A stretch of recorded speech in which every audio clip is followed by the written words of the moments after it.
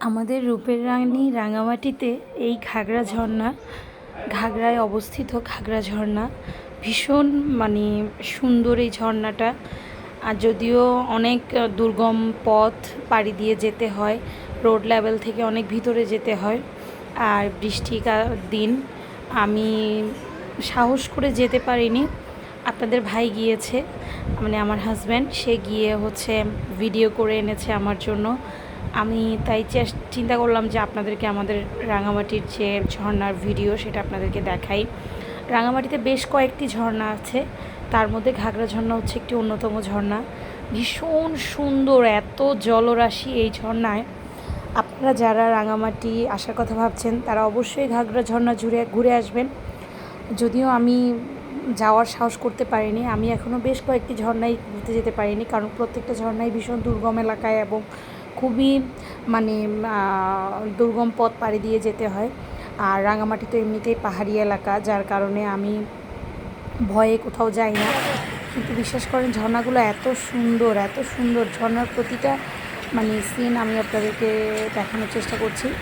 আমার হাজব্যান্ড গিয়ে প্রত্যেকটা ঝর্ণা থেকে আমার জন্য ভিডিও নিয়ে এসেছে। আপনার ভাইয়ার ভিডিওগুলো দেখে আমার শুধু আক্ষেপ হচ্ছে আমি কেন যেতে পারিনি। অনেক পিছলা, অনেক পিচ্ছিল, পাথরগুলো অনেক পিছলা, অনেক দুর্গম পথ, পাহাড় পাড়ি দিয়ে যেতে হয়। ঘাগড়া ঝর্ণাতেও অনেক দূর হাঁটতে হয়।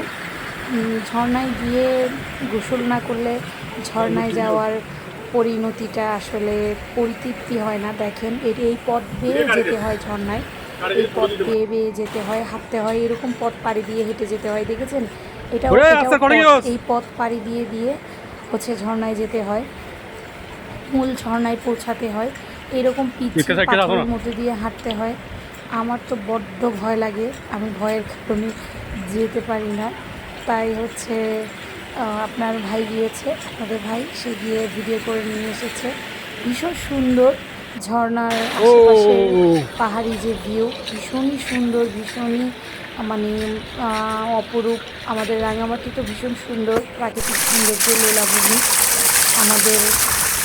এই যে দেখেছেন ঝর্ণার যে, দেখেন কীভাবে ঝর্ণার পানিগুলো আসছে, নানান রকম জায়গা থেকে ঝর্ণার পানিগুলো আসতেছে, ভীষণ সুন্দর। আপনারা যারা ঘুরতে ভালোবাসেন, ঘুরতে পছন্দ করেন, এই যে এরকম দুর্গম পথ পাড়ি দিয়ে যে যেতে হয়, আপনারা যারা এই যেতে ভালোবাসেন তারা অবশ্যই ঘাগড়া ঝর্ণা এসে ঘুরে যাবেন। আমি আপনাদেরকে ঘাগড়া ঝর্ণার যে কিছু প্রাকৃতিক যে পথগুলো আমি আপনাদেরকে দেখিয়েছি, ঝর্ণায় কীভাবে যেতে হবে।